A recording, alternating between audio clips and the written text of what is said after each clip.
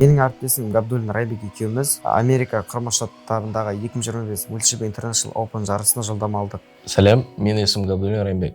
Мен Есетов Наурызбек. Біз дрон үйірмесінің оқушыларымыз. 2024 жылы оқушы жастардан жаңа бағыт келді. Ол дрон үйірмесі болып табылады. Біз сол үйірмеге қызыға бастадық. Ең алғашында біз дрон симуляторларды ойна бастап, шынайы дрондарға дайындала бастадық. Одан кейін біз деген дрондардың құрылысын үйрене бастадық, дрондардың қалай жұмыс істейтінін үйрене бастадық. Одан кейін біз басқа да көптеген жарыстарға қатыса бастадық.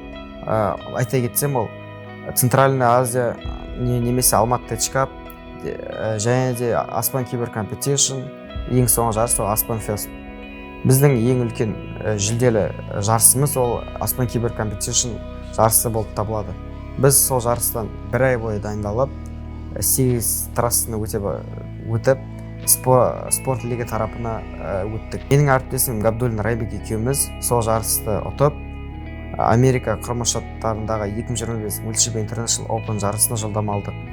Біз жарысқа бармай тұрып, Алматыдағы дрон зонада 2 апта бойы өз дайындық жұмыстарымызды жүргіздік. Біз дайындалып болғаннан кейін Америка Құрама Штаттарындағы Манси қаласына жол тарттық. Америкадағы жарыс бізде 5 күнге дейін созылды. Ол жарыстың құрылысын айта кетсем, біздің жарыста 5 күннің 4 күнісі ол квалификация болып табылады. Сол квалификацияда біз көптеген трассалар өте бастадық. Ал 5-ші күні бізде астана жарыстары бола бастады.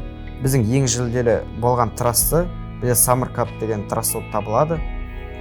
Біз жарыс кезінде көптеген қиыншылықтар көрдік. Мысалға айтсақ, жарыс кезінде бізде 2-3 дронымыз сынып қалды. Біз сол дрондарды жөндеп, еш шыдамымыз таусылмай 2-ші орынды иелендік.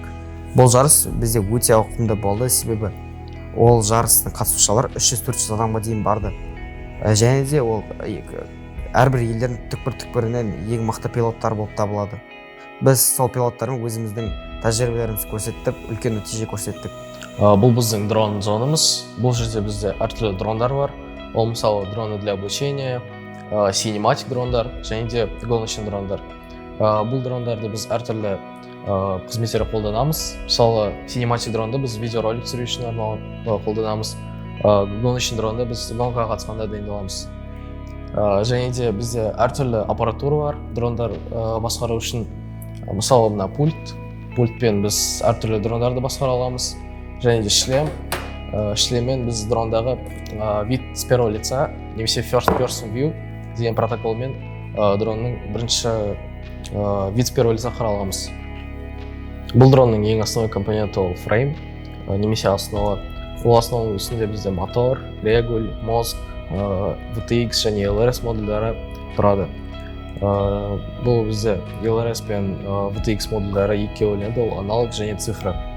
Және де мұнда барлық компоненттер гоночный дронға арналған, өйткені барлығы өте облегченный және де без задержки. Біз қорытындылай келе, бізге көптеген қолдау көрсеткен және де бізге мүмкіндік берген оқушы жастар ұжымына және де басшысы Шолпан Серікқалиевнаға көптеген үлкен рахметімізді айтамыз. Алдағы уақытта көптеген жарыстарға қатыспақшымыз және де көптеген жоспарларымыз бар.